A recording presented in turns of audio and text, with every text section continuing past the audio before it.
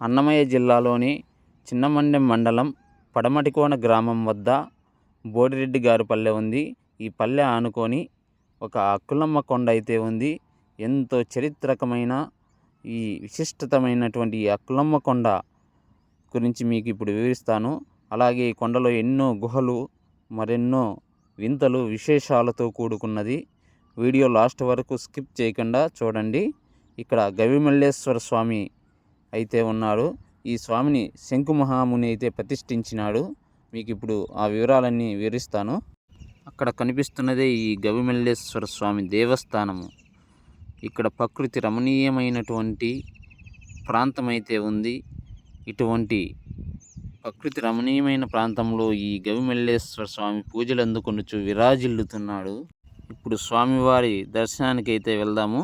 ఇక్కడ నుంచి మెట్ల మార్గంలో గుండా అయితే మనం వెళ్ళాలా. ఇక్కడ మొదట ఈ యొక్క విఘ్నాలకు అధిపతి అయినటువంటి వినాయకుని స్వామి టెంపుల్ అయితే ఉంది. ఫస్ట్ వినాయకుని అయితే మనం దర్శించుకుందాము.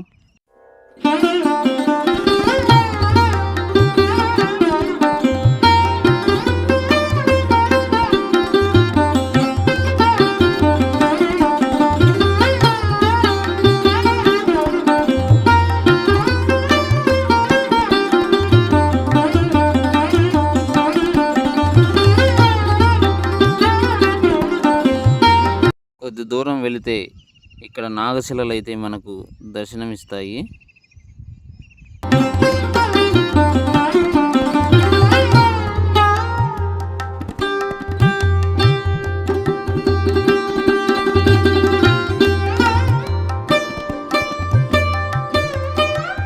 మరి కొద్ది దూరం వెళ్ళినాక ఆంజనేయ స్వామి చందన రూపంతో అలంకరించబడిన ఆంజనేయ స్వామిని అయితే మనం ఇక్కడ చూడవచ్చు.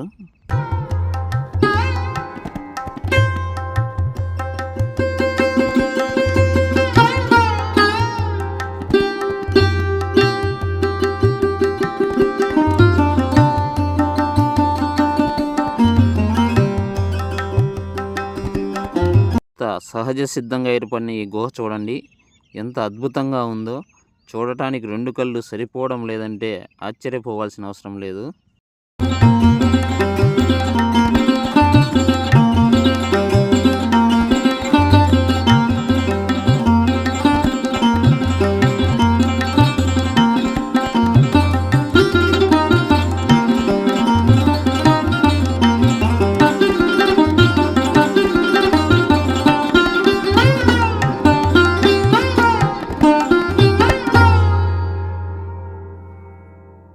స్వామివారి గుహ వద్దకు అయితే వచ్చేసాము ఈ దేవాలయంలోకి.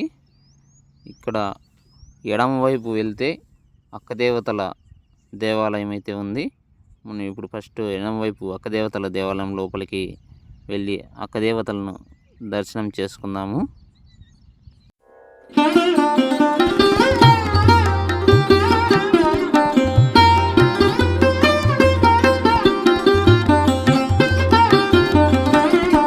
శివాలయం లోపలికి అయితే వెళ్దాం మనము.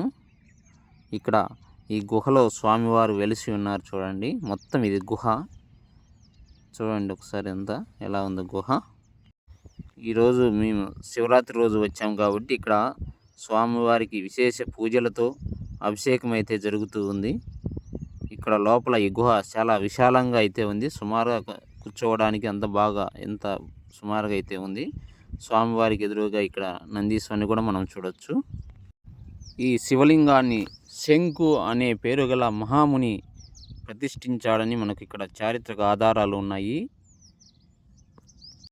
ఆ శంకు మహాముని ఈ శివలింగాన్ని ఎక్కువ మల్లెపూలతో అలంకరించి పూజలు చేయడం వలన ఈ స్వామిని మల్లేశ్వర స్వామిగా పిలుస్తూ ఉన్నారు. స్వామివారి అభిషేకం కన్నుల విందుగా జరుగుతూ ఉంది. ఈ ఆలయ చరిత్ర గురించి శ్రీకాళహస్తిలోని ఆలయ శాసనాలలో అయితే ఉందంట. ఇక్కడ స్వామివారిని అభిషేకాన్ని చూసి తరించడం మా పూర్వజన్మ సుకృతంగా భావిస్తున్నాను. కరెక్ట్గా శివరాత్రి రోజే మేము ఇక్కడ రావడం చాలా అదృష్టం అని చెప్పాలి.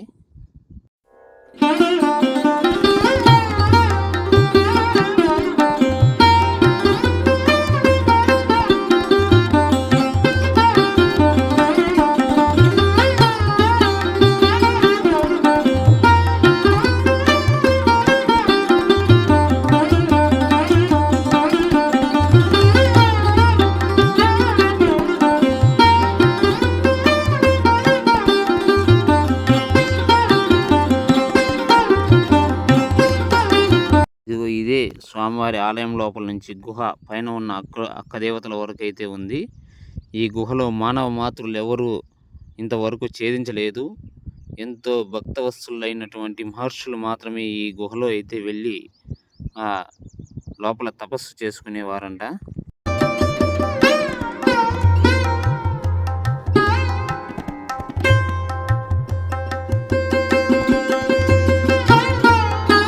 ఈ గుహలోకి అయితే స్వామివారికి ఆలయం వెలుపల కొద్ది దూరం ఈ గుహ ఎలా ఉందో మీకు కొద్ది దూరం అయితే చూపిస్తాను. ఈ గుహ లోపలికి వెళ్ళే కొద్దీ లోపల చాలా ఇరుకైన ప్రాంతం ఉంటుంది. మానవ మాతృలు అయితే అక్కడికి వెళ్ళలేరంట.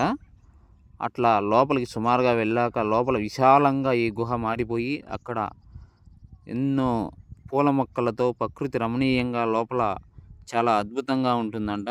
మునీశ్వరులు అక్కడ తపస్సు చేసుకునేవారంట. వాళ్ళలో ఒకరైనటువంటి శంకు మహాముని ఈ యొక్క శివలింగాన్ని ప్రతిష్ఠించాడని ఇక్కడ చారిత్రక నేపథ్యం అయితే ఉంది.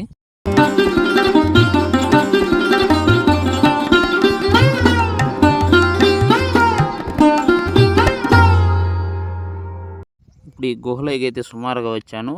పొయ్యోగొద్దే చీకటిగా ఉంది. చాలా విశాలంగా అయితే ఉంది. మొదట్లో ఈ గుహ పన్నుకొని వెళ్ళాలి. పైకి లేస్తే చాలా కష్టం, పోలేము. సాధ్యమైనంత వరకు పోయి మీకు చూపిస్తాను.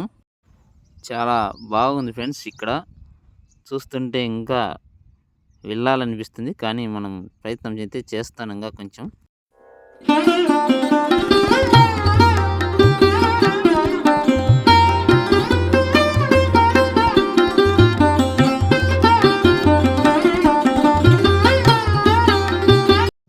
టార్చ్ లైట్లు కూడా లేవు కాబట్టి సెల్ లైట్లతోనే కొంచెం అడ్జస్ట్ అయ్యి లోపలికి అయితే ఇంకా కొంచెం వెళ్తున్నాను.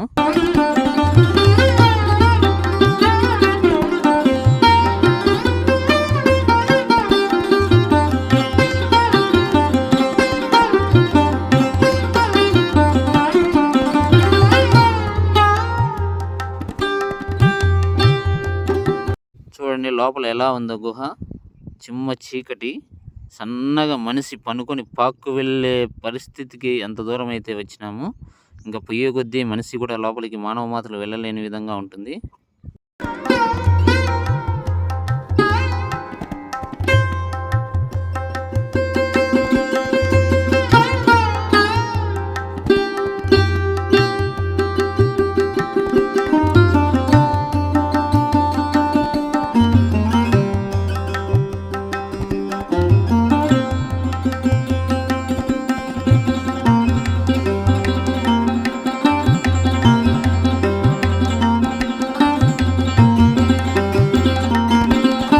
కష్టపడి తీసిన ఈ వీడియోకు లైక్స్ ఇచ్చి మీ సపోర్ట్ అయితే చేయండి ఫ్రెండ్స్.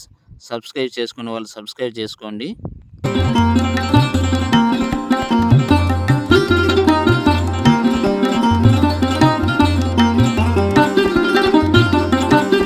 ఇక్కడికి వచ్చిన భక్తుల కోసం ఇక్కడ అన్నదానం కోసం ఏర్పాట్లు అయితే జరుగుతూ ఉన్నాయి.